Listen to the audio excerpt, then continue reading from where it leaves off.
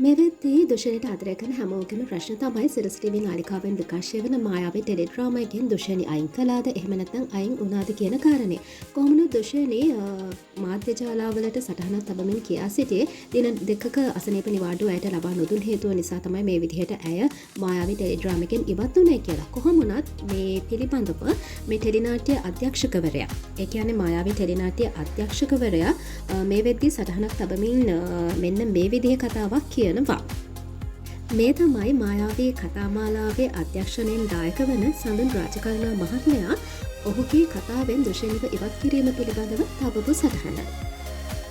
මායාවී තුළින් දුෂණි මියුරන්ගේ ඉවත් කිරීම පිළිබඳ සැබෑ සිදුවීම.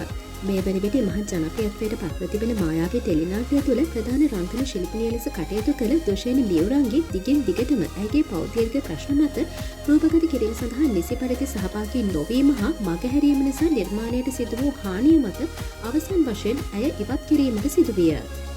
එය ඉවත් කිරීමකට වඩා ඇය විසින් ඉවත් වීමකි. අදින් නැරඹෙන සතියේ විකාශය වන කොටස් දැකීමෙන් එය ඔබට මනාව අවබෝධ වනු ඇත. ඇය වෙනුවෙන් අපි අවසාන තප්පරය තෙක්ම රූපගත කිරීම නතරකොට බලා උන්නෙමු. නමුදු ඇය නිරතන ලෙස මගහැර සිටියාය. ඊට පෙර ආතුවද අප ඇයගේ ඇතැම් නොකයුතුකම් දරාගත්තේ මහත් වූ ආයාසයකිනි. ඒ සිදුවීම් වලින් එක් දෙයක් සරල වශයෙන් දක්වන්නේ නම් ඇය රූපගත කිරීම සඳහා වෑන් රථයට ගොඩ වූ තැන සිට රූපගත කිරීම අවසාන වන තෙක් සිටින්නේ වීඩියෝ කෝල් වලය. ඇය සංකල්පගේ අතින් ඇල්ලුවොත් වැළඳ ගැනීමක් සිදුවහොත් අදාළ පුද්ගලයා විසින් දුෂණිට කතා කොට පැය ගණන් ඉතා පහත් ලෙස පනිමින් රණ්ඩුවීම දිගින් දිගටම සිදුවිය. එවැනි අවස්ථා 30කට වැඩි වාර ගණනක් ඇය එක්වර්ම දර්ශන තලයෙන් පිටව ගිය බව නළු නිලියන්ටම සේම තාක්ෂණ ශිල්පීන්ටද රහසක් නොවේ. ඒ අයට තවදුරටත් වැඩ කිරීමට මානසිකත්වයක් නොමැති බව පවසමින්ය. එසේ ගිය අවස්ථා කිහිපයකදීම ඇය නැවත රූපගත කිරීම සඳහා පැමිණිය සති දෙක තුනකට පසුවය. ඇතැම් අවස්ථාවල නාලිකාවලට එපිසෝඩ් ලබා දීමට නොහැකි වීම මත ඇයගේ කුරුණෑගල නිවසටද ගොස් බැගෑපත් වී අපගේ වාහනවලින් ඇය රැගෙන ආ අවස්ථාද බොහෝය. හිතවත් දුෂණිට කියන්නට ඇත්තේ ඔබේ හදවතට තට්ටු කර සත්‍ය වශයෙන්ම පසුගිය මාස කිහිපය තුළ සිදු වූ සිදුවීම් සිදුවූයේ අපේ වැරදි මතද නැත්නම් ඔබේ පෞද්ගලික ප්‍රශ්න මතද කියා අසා දැනගන්නා ලෙසයි. මායාවී නාට්‍යයට ඔබ යෝජනා වන අවස්ථාවේ මගේ හිතවත් අධ්‍යක්ෂකවරු නිෂ්පාදන කළමනාකරුවන් මට දිගින් දිගටම කතා කොට දුෂණි ගන්නට නම් එපා කියා අවවාද කළේ ඇයත් ඇගේ පෙම්වතත් නිර්මාණවලට දෙන වදේ පහදා දෙමිනි. එවැනි වටපිටාවකත්ම දුෂණිව සම්බන්ධ කරගත්තේ ඇගේ පළමු අධ්‍යක්ෂක වන මටවත් මාගේ නිර්මාණයටවත් මහේෂ් රස්තර මහතාටවත් ඇය අසාධාරණයක් නොකරාව යන විශ්වාසයෙනි. ඒත් ඒ විශ්වාසය ඔබ බිඳදබුවේ කෙසේද කියා තවමත් මට සිතා ගැනීමට නොහැකිය. ආදරණීය ප්‍රේක්ෂක ඔබට හිතයිශි වෙනස් වීමෙන් යම් අසාධාරණයක් සිදු වූවා නම් මාහා මහේෂ් රස්තර මහතාත් රංගන ශිල්පීන් හා සියලුම ශිල්පිනියන් වෙනුවෙන් සමාව ඉල්ලා සිටිමු. සිදු වූ ඇතැම් කිව නොහැකි සිදුවීම් තවදුරටත් දරා ගැනීමට නොහැකි නිසයි ඇය ඉවත් කිරීමට සිදු වූයේ. සැබවින්ම එය ඉවත් කිරීමකට වඩා නාට්‍ය පවත්වාගෙන යාමට අපට ගත හැකිව තිබූ අවසන් විසඳුමයි. ඒ තීරණය නොවන්නට මේ සතියේ සිට මායාවී විකාශය වීම නතර වීමට ඉඩ තිබිණි. එමෙන්ම ඇයගේ අක්‍රමවත් වැඩපිළිවෙල නිසා අනෙකුත් රංගන ශිල්පීන්ටද සිදු වූ අපහසුතා කොතෙක්ද? ඔබ දර්ශන තලයට එනතෙක් ප්‍රවීණ රංගන ශිල්පීන් බලා සිටි වාර ගණන කොතරම්ද?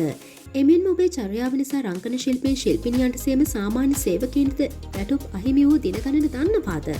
මෙම මායාවී කතාව ගොඩනැගූ මහේෂ් රත්සර මත්තුමාරාච්චි මහතාට ඔබ නිසා පිටපත 13 වතාවක් සංශෝධනය කිරීමට සිදු වූ අතර ඔබ එනතෙක් අතුරු පිටපතක්ද රචනා කිරීමට ඔහුට සිදුවිය. ඒ සඳහා සමස්ත නාට්‍ය කණ්ඩායම සේම අදාළ අනිකුත් පාර්ශවයන්ද සාක්ෂි දරනු ඇත. එමෙන්ම දුෂණිගේ අසත්‍ය පෝතින් කම්පා වූ මා ඔබෙන් ගෞරවයෙන් ඉල්ලා සිටින්නේ අවසන් කාලය තුළ ඇය වැඩ කළ අනිකුත් නිර්මාණයන්හි ශිල්පීන්ගේ ඇගේ හැසිරීම පිළිබඳ සොයා බලන ලෙසයි. එවිට ඔබට සත්‍ය සිදුවීම් තේරුම් ගැනීමට හැකිවනු ඇති බවට මම විශ්වාස කරමි. සමාවන්න ආදරණීය ප්‍රේක්ෂකයනි ඔබට සිදු වූ අපහසුතාවයට. එහෙත් මහේෂ් රත්සර මහතා මා ඇතුළු සියලු ශිල්පීන් විශ්වාස කර අපගේ බලවත් ඉල්ලීමට පිට හිතයිශි චරිතය බාරගත් ජනප්‍රිය රංගන ශිල්පිනිය විසින් එම චරිතයට ඉහළ සාධාරණයක් කරමින් ඔබේ ආදරය දිනා ගන්නා බවට අප තුළ ප්‍රබල විශ්වාසයක් වෙයි.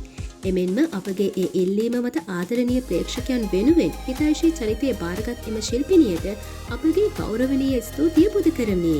එසේම මේ සියලු කරදර අභිමෝද අප සමග වුන් අපේ නළුනිලි කැලට ගෞරවයක් ස්තුතියක් පුද කරමි. මම සඳුන් රාජකරුණා මායාවී අධ්‍යක්ෂ පසු සටහන දුෂේනි ඔබ සමග කිසිදු අමනාපයක් නොමැත. ඊයේ ඔබ සමග කළ දුරකථන සංවාදයේදී පැවසූ පරිදි ලක්ෂ 30කට වඩා පාඩුවද ඔබ වෙනුවෙන් ඒද දරා ගැනීමට අප සූදානම්. නාට්‍ය තවදුරටත් ඔබ නිසා පවත්වාගෙන යාමට නොහැකි නිසායි මෙවැනි තීරණයකට ඒමට අපට සිදු වූයේ. හැකිනම් අවසන්වර අප සමග කළ විනාඩි 22ක දුරකථන සංවාදයේද සමාජ මාධ්‍යයට මුදාහරින ලෙස කාරුණිකව ඉල්ලා සිටිනවා. මම මායාවී අධ්‍යක්ෂ සඳුන් රාජකරුණා. ඔන්න එහෙමනම් ඒ විදියට තමයි සිරස ටීවී නාලිකාවේ විකාශය වන මායාවී කතාවෙන් හිතයිෂි චරිතය එහෙම නැත්නම් දුෂේනි කියන මේ චරිතය ඉවත් කිරීමට හේතුව ඔහු පැහැදිලි කරන්නේ. ඉතින් මේ වගේ තවත් අලුත් නිවුස් එක වෙනක හැමෝම සුබ දවසක්.